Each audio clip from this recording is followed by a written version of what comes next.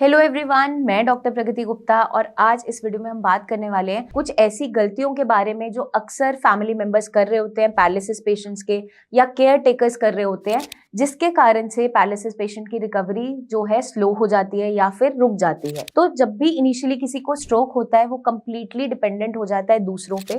जो काम daily routine का वो खुद से कर पा रहा होता है वो दूसरे जनों पे वो डिपेंडेंट होता चला जाता है, जिसके रहते हुए पेशेंट बहुत ज्यादा फ्रस्ट्रेटेड होने लगता है, इरिटेबल हो जाता है, टोटली छोटे छोटे कामों के लिए दूसरों पे डिपेंडेंट हो जाता है।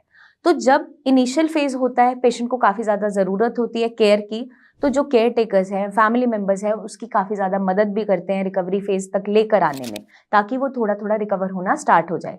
लेकिन हम गलती क्या करते हैं, एक बार पेशेंट में जब रिकवरी आनी स्टार्ट हो जाती है वो इतना केपेबल हो गया है कि छोटे छोटे काम अब वो खुद से कर सकता है। आपकी बस असिस्टेंस चाहिए, लेकिन आपकी कंप्लीट हेल्प नहीं चाहिए। तो वहां पे क्या होता है, हमें आदत हो जाती है उसे कंप्लीटली हेल्प करने की। असिस्टेंस ना देते हुए हम उसके सारे छोटे छोटे काम जो अब खुद वो कर सकता है वो हम ही कर रहे होते हैं। उसके रहते हुए पेशेंट को आदत पड़ जाती है और जो काम वो इजीली कर सकता है वो भी अब नहीं कर रहा होता है, क्योंकि हमारे पास पेशेंट्स आते हैं, वो बोलने की प्रैक्टिस कर रहे होते हैं, वो शब्द निकाल भी रहे हैं, वो बोल भी पा रहे हैं, लेकिन क्योंकि घर वाले अब उनके इशारे समझ जाते हैं कि कब इन्हें पानी चाहिए, कब इन्हें वॉशरूम जाना है, कब इन्हें सोना है, तो वो एक्स्ट्रा जो केयर मिलती है उन्हें, उसके कारण से उनकी रिकवरी स्लो हो जाती है। तो मैं सबसे पहले उन्हें क्या समझाती हूँ कि आप जब भी ये कुछ मांगेंगे, आप ये बोल रहे हैं, आप समझ पा रहे हैं, तो इनसे एफर्ट लगवाइए। ये ब्रेन के अंदर जो नेटवर्किंग है उसको स्ट्रॉन्ग करेगा, इनकी रिकवरी में मदद करेगा। तो आपको अपने पेशेंट को असिस्ट जरूर करना है, क्योंकि कई बार ये होता है कि वॉशरूम तक जा रहे हैं तो गिरने के चांसेस तो नहीं है या चोट तो नहीं लगी, आपको वहां पे खड़े रहना है। लेकिन जो काम वो छोटे छोटे खुद कर पा रहे हैं कंप्लीटली अपने गाइडेंस के अंडर या असिस्टेंस के अंडर आप उन्हें करने देंगे, ताकि उनकी जो नेटवर्किंग है ब्रेन की स्ट्रांग होती रहे और वो दोबारा से अच्छे से खुद से अपना काम करने लायक हो जाए। अब नेक्स्ट हम गलती जो करते हैं वो है न्यूट्रिशन को लेकर। अब न्यूट्रिशन को लेकर हम क्या गलती करते हैं, या तो हम पेशेंट को बहुत ज्यादा परहेज करवा रहे होते हैं या कुछ भी खिला रहे होते हैं, क्योंकि डॉक्टर ने तो बोला था कि पेशेंट की डाइट का आपको ध्यान रखना है, न्यूट्रिशियस डाइट देनी है।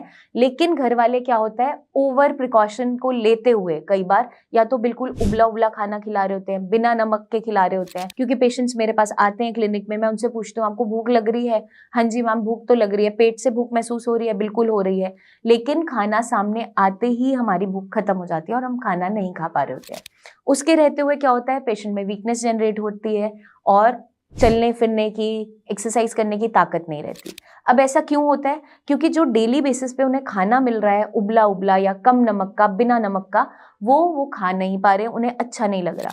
तो मैं उन्हें यही समझाती हूँ केयरटेकर्स को कि आप क्या कीजिए, आप कम ऑयल में कुकिंग कीजिए। ऐसा नहीं है कि बिल्कुल मसाला मना है, आपको बस ध्यान रखना है कि सॉल्ट लिमिटेशन में डालना है अगर बीपी बढ़ता चला जा रहा है। ऊपर से कच्चा नमक नहीं डालना है। कम मात्रा में आप ऑलिव ऑयल का इस्तेमाल कर सकते हो, सरसों का तेल का यूज कर सकते हो, कैनोला यूज कर सकते हो, बट आपको डीप फ्राइंग नहीं करनी। आप नॉनस्टिक तवे पे कुकिंग करो या फिर एयर फ्राइज का इस्तेमाल कर सकते हैं। तो आप जो चीजें पेशेंट को टेस्टी फॉर्म में भी बना के दे सकते हो और वो हेल्दी भी रहेंगी। तो इस तरीके से हमें अपनी कुकिंग बदलनी पड़ती है।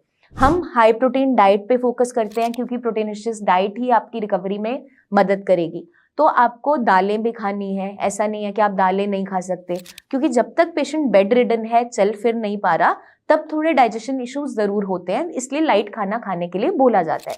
बट वो इनिशियल डेज की बात है। लेकिन एक बार जब पेशेंट मोबाइल हो गया, चल फिर पा रहा है, मोबिलिटी आ गई है, तो उसको एक प्रॉपर हेल्दी डाइट की जरूरत पड़ती है, क्योंकि उसको रिकवरी चाहिए।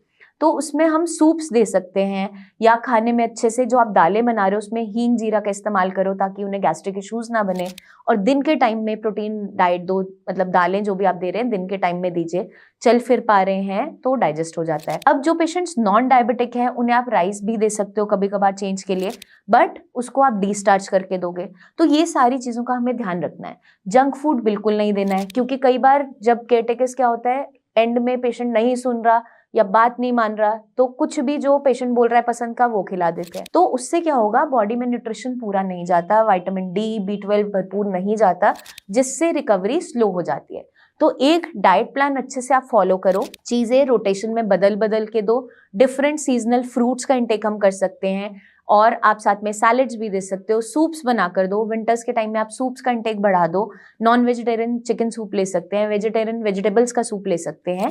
आपको ध्यान क्या रखना होता है, ज्यादा खट्टी और ठंडी चीजें नहीं देनी है क्योंकि वो रिकवरी को थोड़ा सा हिंडर करती है, ताकि बॉडी में पेन जनरेट ना हो या फिर पेशेंट को बहुत ज्यादा स्टिफनेस ना क्रिएट हो। अब हमें ध्यान रखना होता है पानी का। अब पानी में अक्सर हम गलती क्या करते हैं, जितने भी केयर टेकर्स हैं या फिर फैमिली मेंबर्स हैं, कई बार कुछ पेशेंट्स डर के मारे पानी नहीं पी रहे होते क्योंकि उन्हें वॉशरूम जाने में दिक्कत होती है या बेड वेटिंग हो जाती है। तो ऐसे समय में मैं ये बोलती हूँ कि आप रात के समय में पानी 8 o'clock के बाद थोड़ा सा रिस्ट्रिक्ट कर दो, लिमिट कर दो, but through out the day आपको पानी नहीं रोकना है। क्योंकि कई बार केयर टेकर्स या घर के लोग, क्योंकि टोटली वो सुबह से लेकर शाम तक सपोर्ट कर रहे हैं, उन्हें हेल्प कर रहे हैं, तो थक भी जाते हैं। तो डर के मारे कि बार बार ये बेड वेटिंग ना कर दें या फिर बार बार वॉशरूम ले जाना पड़ेगा, पानी ही बंद कर देते हैं पेशेंट का या बहुत कम देते हैं। उससे दिक्कत क्या होती है, पेशेंट को यूटीआई होने के चांसेस होते हैं, उनकी रिकवरी रुक जाती है, बॉडी में डिहाइड्रेशन होने लगती है, स्ट्रेंथ नहीं होता, बीपी फॉल कर जाता है या अचानक से बढ़ भी जाता है कई बार। तो इस कंडीशन में हमें छोटी छोटी स्मॉल सर्विंग्स गुनगुना पानी करके आप दिन भर में दो। बार बार उन्हें वॉशरूम जब वो जाएंगे, इतने मोबाइल हो चुके हैं तो उनकी एक्सरसाइज ही होगी। जब तक वो बेड रिडन है, कैथेटर पे हैं, तब तक तो कोई इशू नहीं होता। लेकिन जब वो एक बार ऐसा है कि थोड़ा बहुत चलने लग गए हैं या फिर थोड़ा थोड़ा सेंस अब आ गया है यूरिनेशन का, तो वो कंप्लीटली वॉशरूम जा सकते हैं। या फिर हम क्या कर सकते हैं, हम डायपर का भी यूज कर सकते हैं हाइजीन को ध्यान में रखते हुए, लेकिन आपको उनका पानी नहीं रोकना है। जितनी ऑप्टिमम हाइड्रेशन बॉडी को चाहिए वो बहुत इंपॉर्टेंट है। तो लिप्स ड्राई नहीं हो रहे, स्किन ड्राई नहीं हो रही, इस चीज का ध्यान रखना है, तो आपको पता चल जाएगा कि आपका पेशेंट अच्छे से हाइड्रेटेड है या नहीं। इन सारी चीजों का हमें खास ध्यान रखना है।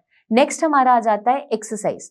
या तो हम पेशेंट को बिल्कुल एक्सरसाइज नहीं करवा रहे होते हैं क्योंकि पेशेंट सपोर्ट नहीं कर रहा, चिड़चिड़ा हो रहा है, आप पे गुस्सा कर रहा है, या फिर हम उसको बहुत ज्यादा पुश करते हैं। तो मेरे पास दोनों ही कंप्लेंट्स पेशेंट की आती है कि मैम हम एक दिन में इतनी एक्सरसाइज करा दी जाती है कि नेक्स्ट डे हमें बहुत दर्द होता है। या फिर कुछ पेशेंट्स होते हैं कि मैम हम एक्सरसाइज कर ही नहीं पा रहे हैं। तो आपको एक ऑप्टिमम अमाउंट में एक्सरसाइज करानी है, मतलब पेशेंट जहाँ पे खुद से एफर्ट लगा पा रहा है वो खुद का एफर्ट लगाएगा। एक्टिव एक्सरसाइजेस पे फोकस रहेगा जहाँ पे पेशेंट की खुद का दम लग रहा है। जब तक पैसिव एक्सरसाइजेस तब तक के लिए होती है जब तक पेशेंट बेड रिडन है, मतलब आपका एफर्ट ज्यादा लगता है। तो आपको वो धीरे धीरे असेस करना है कि आपका पेशेंट अब कितना केपेबल हो गया है और उसके रहते हुए उसको खुद से एक्सरसाइजेस पे फोकस करने के लिए कहना है। तो ये सारी चीजें अगर हम अपनाते हैं तो डेफिनेटली पेशेंट की रिकवरी बूस्ट हो जाती है। प्लस हमें ध्यान रखना है कि पेशेंट को एक नेगेटिव अप्रोच नहीं देना, क्योंकि कई बार हमें क्या लगता है कि अब तो ये ठीक नहीं हो सकते, हम उनके मुंह पे बोल देते हैं कि अब आप ठीक नहीं होगे कभी, तो वो एक नेगेटिव इम्पैक्ट डालता है पेशेंट के ब्रेन पे। आपको मोटिवेटेड रखना है, उन्हें मोटिवेटेड रहना भी है, क्योंकि आप सुबह से लेकर शाम तक उनके साथ लगे हुए हो, आपको अपनी हेल्थ का भी ध्यान रखना है, उनका ध्यान भी रखना है। तो आपके लिए सबसे पहले स्ट्रेस फ्री रहना बहुत इंपॉर्टेंट है। और ये सारी गलतियां बिल्कुल मत कीजिए, क्योंकि आपका पेशेंट उतना जल्दी ही रिकवर कर पाएगा अगर हम इन सारी चीज़ों को अवॉइड करते हैं और ध्यान देते हैं। मैं उम्मीद करती हूँ ये वीडियो आपको मदद करेगी अपने पेशेंट की केयर करने में, और ये गलतियां ना दोहराएं ताकि आपका पेशेंट जल्दी से जल्दी इंडिपेंडेंट भी हो जाए और अपनी इस बीमारी से उसका पीछा छूट जाए। जल्दी हम आपसे फिर मिलेंगे, तब तक के लिए अपना खास ध्यान रखिएगा एंड टेक केयर।